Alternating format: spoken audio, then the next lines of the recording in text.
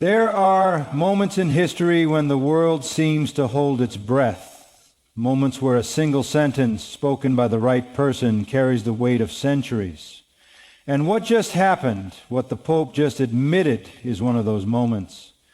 You can feel it, can't you? That eerie shift in the air, that unsettling silence before a storm you didn't see coming. Because for years people have whispered about it, hinted at it, asked questions they weren't supposed to ask, and every time those questions were met with polite smiles, carefully rehearsed statements, and a steady reminder to keep the faith. But now, the unspoken truth has finally been voiced. You have to understand what this means. This wasn't some rogue bishop or fringe commentator speaking out of turn. This was the leader of over 1 billion people, a man considered by millions to be the living voice of God on earth, stepping forward and confirming something the world was never meant to hear. And the terrifying part isn't just what was said, it's what it represents. Because when the highest authority in a centuries-old institution cracks open the door to secrets long buried, you have to ask yourself, why now, what's coming next, and how long have they known? For decades, even centuries, people have speculated. From the dusty archives of the Vatican to hushed conversations in dimly lit rooms, there have been rumors, allegations of hidden truths, ancient relics kept from the world, prophecies only a handful of men were allowed to see. And every time someone got too close to the fire, the story would quietly disappear. The witness would retract their claims. The conversation would be redirected. It was a cycle: suspicion, denial, silence. But not this time, because when the Pope stood before the world and let those words fall from his lips, it wasn't just a slip of the tongue. It was intentional, a carefully chosen moment, a message to those watching closely that the old walls are starting to crack. And the question you need to ask yourself isn't just what did he admit, but why now? What shifted behind those ancient doors that made this the right time to reveal something they've kept hidden for so long? See, the terrifying part about truth is that it changes people, forces them to confront realities they've avoided. And for centuries, certain truths were considered too dangerous for the public to handle, too heavy for the average believer to carry. So they were locked away, dressed up in metaphors and allegories, or dismissed as heresy when anyone got too close. But you can only hold back the tide for so long. You can only suppress human curiosity, intuition, and awareness before the dam begins to break. And you have to wonder, how many generations before us tried to expose this? How many voices were silenced? How many lives were ruined because they saw what we weren't supposed to see? Because that's the other part of this story no one talks about, the cost of protecting a lie. The sleepless nights, the dirty deals. The innocent people caught in the crossfire, also an institution could maintain control over what you believe, over what you're allowed to question, over how you interpret your own existence. But something's changed.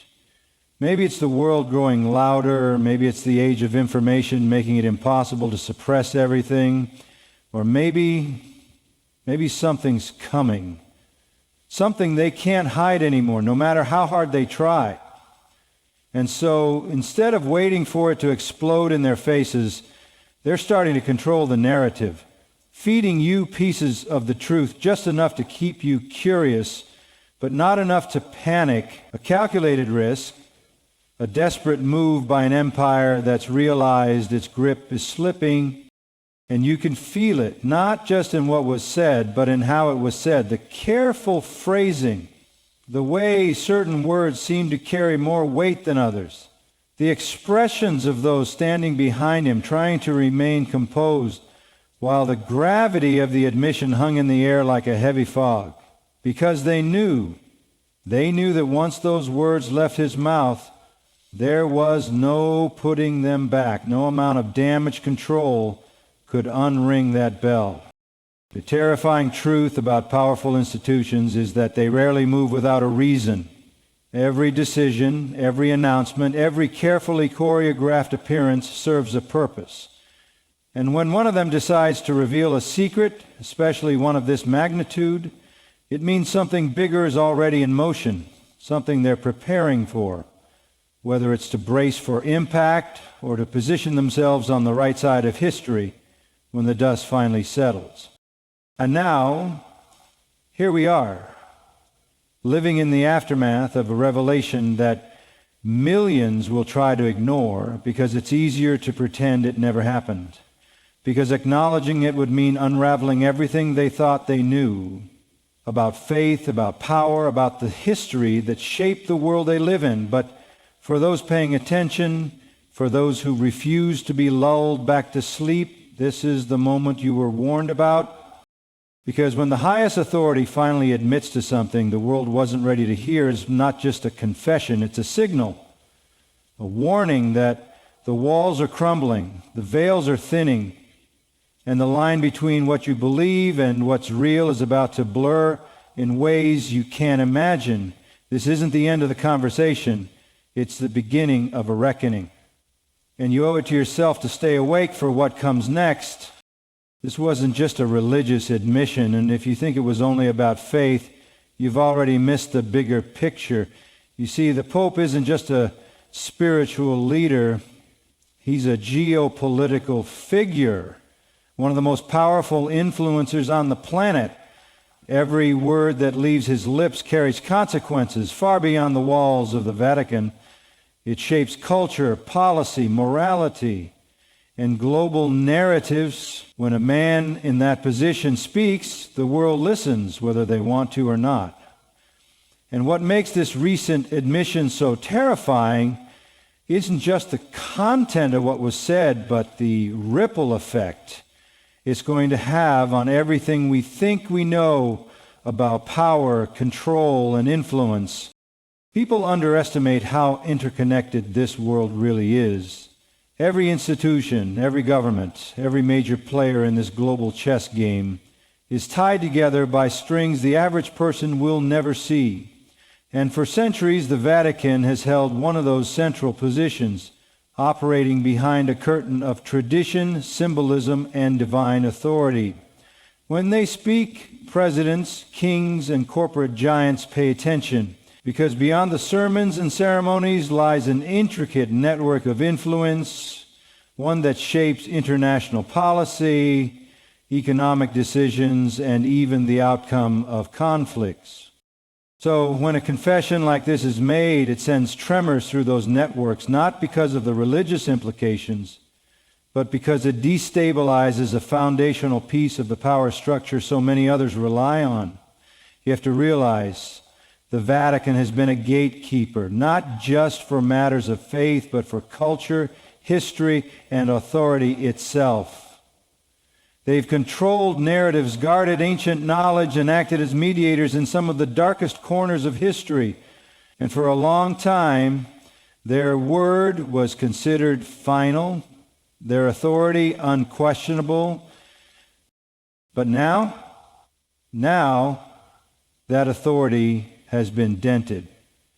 And that's the part no one wants to talk about. Because when the Pope stands before the world and confirms something long whispered about in secret, it does more than just shake believers. It challenges the very system that's kept certain truths buried.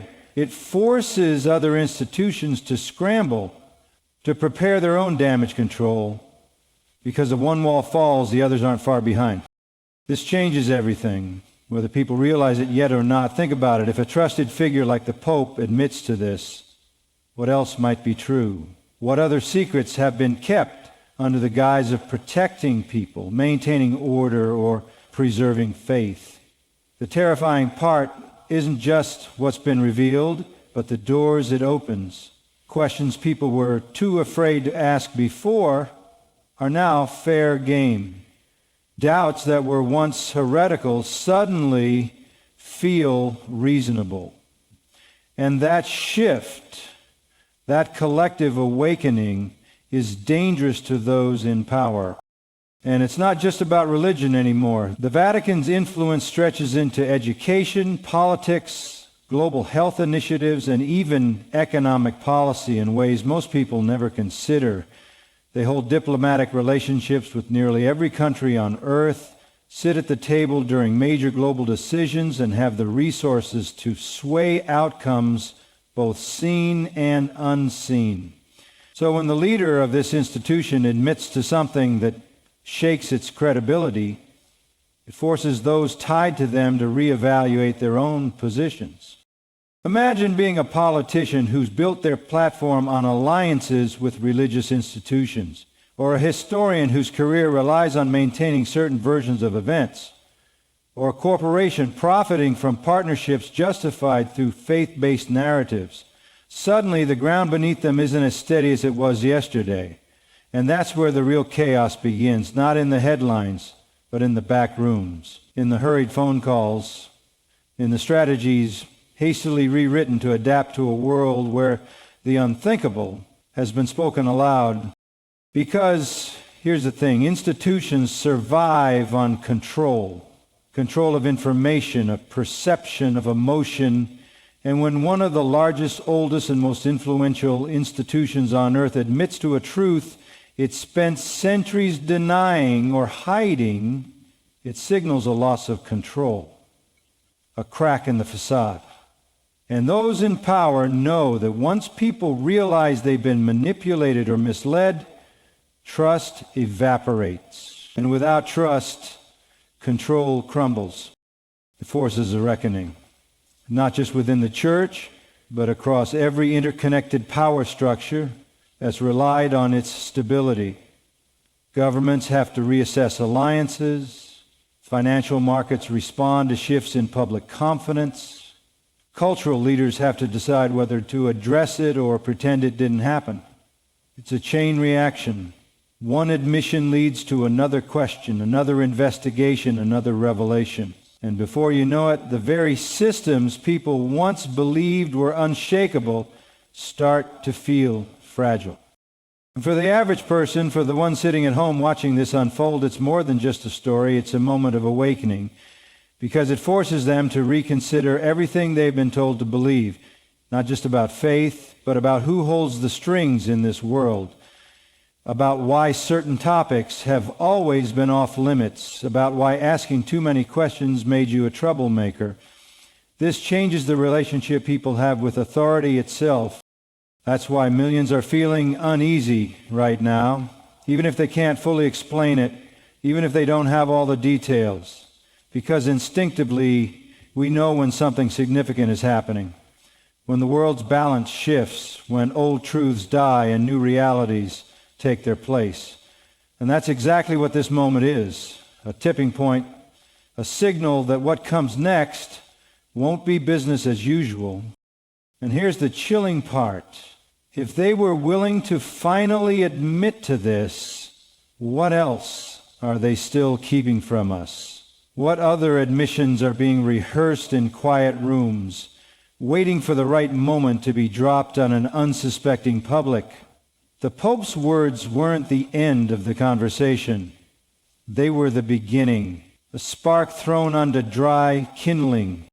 The future feels uncertain because it is. Power structures are more fragile than they've ever been.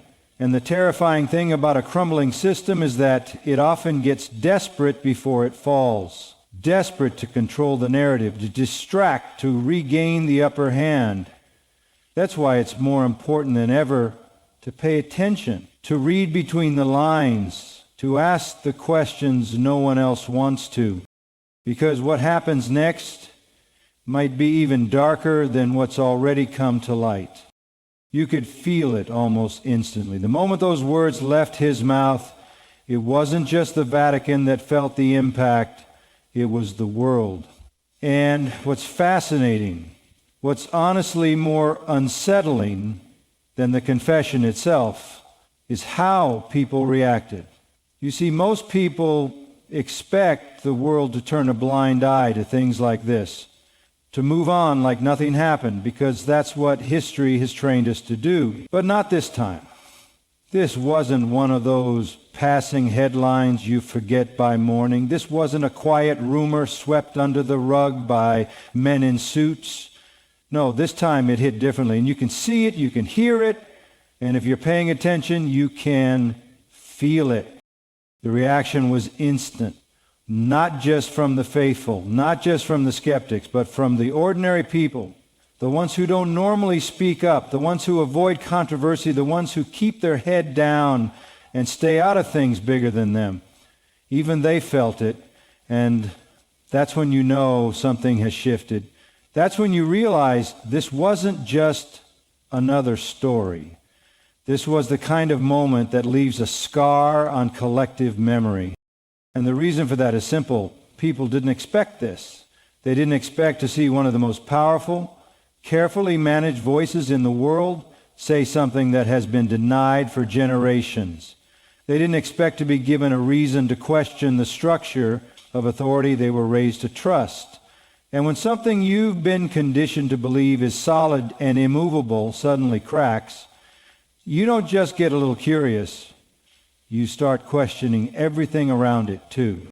It's a chain reaction. One admission forces you to reconsider 100 other things you once accepted without hesitation, and you could see that happening in real time. People flooded social media, forums, phone calls to family members they hadn't spoken to in years, all asking the same question. Did you hear what he said? And the ones who did hear it felt this strange mix of validation and dread. Validation because deep down many had suspected the truth for a long time. Dread because if this was finally admitted, what else is lurking just out of sight? And then came the second wave of reaction, the part no one in power ever wants to face. People started digging. Old articles were resurfaced. Forgotten testimonies brought back into the conversation. Names, dates, events that had been dismissed or buried were now being mentioned again. Because that's what happens when you let one truth out into the open. It drags the rest with it, whether you're ready or not. You see, people might be quiet for a while, but the human spirit is built for curiosity. We're wired to seek answers, to make sense of what doesn't sit right in our gut. And for too long, too many things haven't made sense. Too many questions were met with silence. Too many stories swept away before they could catch fire. But now those stories have a spark again. Now people are willing to listen. Now those labeled conspiracy theorists suddenly don't seem so irrational anymore. And that's terrifying for those in charge. Because when you lose control of the narrative, you lose control of the people. And the one thing every powerful institution fears, whether it's religious, political, or corporate, is an awakened population. Not angry, not violent, just aware. Aware of the gaps in the story. Aware of the manipulation. Aware of the patterns that have repeated for centuries right under their noses. And this reaction wasn't isolated. It wasn't limited to a small group of niche followers or online communities. It was global. People from every corner of the planet, every language, every background felt it. Because that's what truth does. When it finally breaks through, it transcends borders and beliefs. It forces conversations people swore they'd never have. It makes the impossible possible. And maybe the most unsettling part about the reaction is how some people didn't even need to hear the details to feel it. It was instinctual. Like something ancient inside them stirred the moment it happened, a sense that something old and hidden was surfacing, something humanity had forgotten but still carried deep in its bloodline. That's the kind of reaction this caused, not just shock or outrage, but something primal, a collective shift in awareness. And of course, the predictable players tried to contain it. Headlines were softened, official statements issued to downplay the gravity of the words. Counter-narratives were quickly rolled out to distract, to redirect, to comfort those who might be too close to waking up. But the thing about a reaction like this is, once it starts, it can't be reversed. You can suppress it, delay it, confuse it, but you can't erase it. The spark is out there now, and it only takes a few embers to set a wildfire. People started asking the kind of questions they weren't supposed to, not just about the church, but about every institution, every story they'd been handed since childhood. If this was a lie, what else is? If they kept this from us, what else have they hidden? And those questions are dangerous because while answers can be controlled, questions multiply. And every person who starts asking is a person who can no longer be easily managed. And maybe the most beautiful, terrifying part of all this is how powerless those in charge really are when the masses decide to pay attention. For centuries, control was maintained not by force, but by consent, by convincing people not to look too closely, not to think too hard, not to stray too far from the script. But moments like this break that illusion, and when enough people realize they've been playing a rigged game, they stop playing by the rules. So yes, the Pope's admission was terrifying, but not just because of what was said, because of what it set in motion. A reaction no one saw coming, a wave of awareness that can't be undone. And if you're paying attention, you can already feel it gathering strength, because one truth confessed openly invites 1,000 others to follow, and soon there will be no turning back. What people don't realize, or maybe they refuse to realize, is that admissions like this don't happen in a vacuum. There's no such thing as a coincidence when it comes to power, especially not with an institution as ancient and strategic as the Vatican. When a revelation of this scale is made public, it's not an accident. It's not a slip of the tongue or a random moment of honesty. It's calculated, it's timed, and it's always connected to something bigger, something that hasn't surfaced yet but is undoubtedly moving in the shadows. And that's where this gets truly terrifying, because if the Pope just confirmed something they've denied for centuries, what are they preparing us for? You have to understand how these systems work. The Vatican has survived world wars, political collapses, social revolutions, and even the exposure of its own scandals. This is a machine built to weather storms most empires never live through. And every time the walls threaten to close in, they do something subtle but deliberate. They give the public a small piece of what they've been hiding, just enough to ease the pressure, to reset the narrative, to buy themselves time before the next wave. And that's what this feels like. But it wasn't a random confession. It was a move, a chess piece quietly sliding across a board most people can't even see. And if you think this is where it ends, you're already behind. Because history shows us that every time the Vatican or any major institution makes a public admission, it's a prelude to something larger. It's damage control before damage hits. It's a way to soften the blow, to test the waters, to see how far the public is willing to go before they push back. And right now, the public isn't pushing back. They're watching, confused, unsettled, and most importantly, distracted. Because while the world fixates on this admission, while debates rage and theories fly, something else is happening behind the curtain. You see, this is how the most powerful systems have always operated. They control attention. They dictate what you focus on, when you focus on it, and how long you stay distracted before the next carefully timed crisis arrives. Think about it. In every chapter of history, whenever a powerful institution admitted to something unthinkable, there was always something bigger looming. And while people scrambled to make sense of what was said, to argue over the details, the real moves were made quietly in the background. Territories reclaimed, policies rewritten, alliances forged, and truths buried deeper than before. It's a pattern as old as power itself. And this time is no different. The terrifying truth is that this admission isn't the story. it's the signal. A warning that we're on the edge of a shift far larger than people realize, and it makes you wonder, what exactly is coming? What storm are they bracing for? Because no institution as calculating as the Vatican steps into controversy without a survival plan. And if they're willing to give up a secret now, it's because they need to create room for something worse later. Maybe it's a coming collapse of trust in global institutions. Maybe it's the exposure of long-buried alliances between religious and political power structures. Maybe it's a revelation about humanity's history itself, about origins, about truths deliberately withheld from us for generations.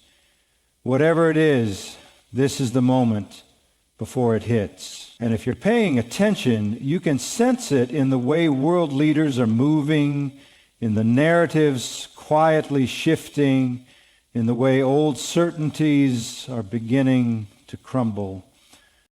Even if you're not someone who typically follows these things, you can feel it in the air. A growing tension, a collective anxiety people can't quite explain but can no longer ignore. It's in the headlines, in the markets, in the way public trust and authority is disintegrating faster than anyone predicted. And in the middle of all of it stands the Vatican, an institution that has managed to outlast empires, revolutions, and plagues, now making admissions it swore it never would. And you have to ask yourself, why now? Why this moment after centuries of silence? What's changed so drastically that even the Pope had to break protocol and acknowledge what generations of leaders before him refused to touch?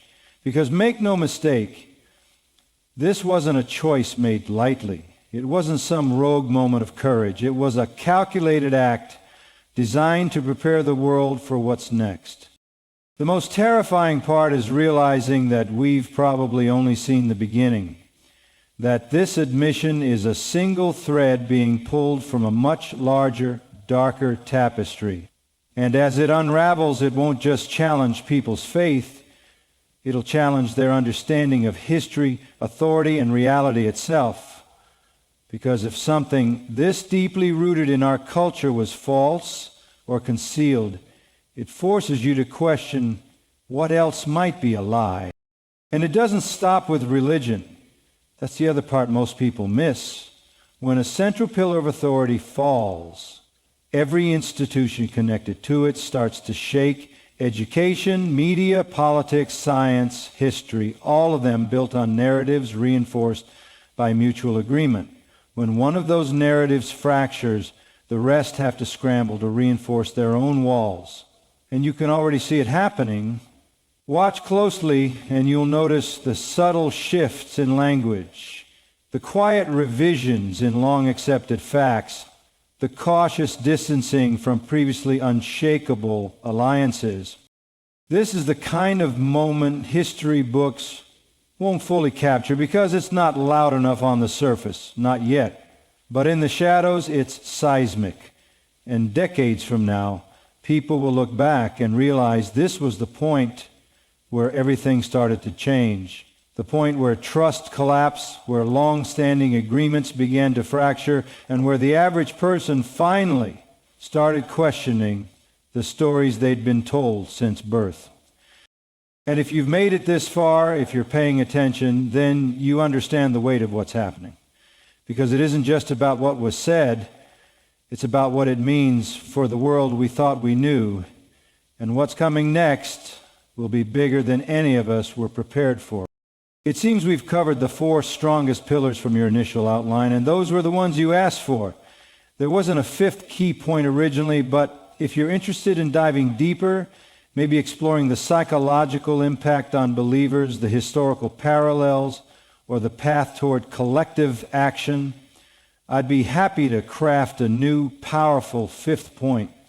Let me know which direction you'd like to take, and I'll expand on it in full.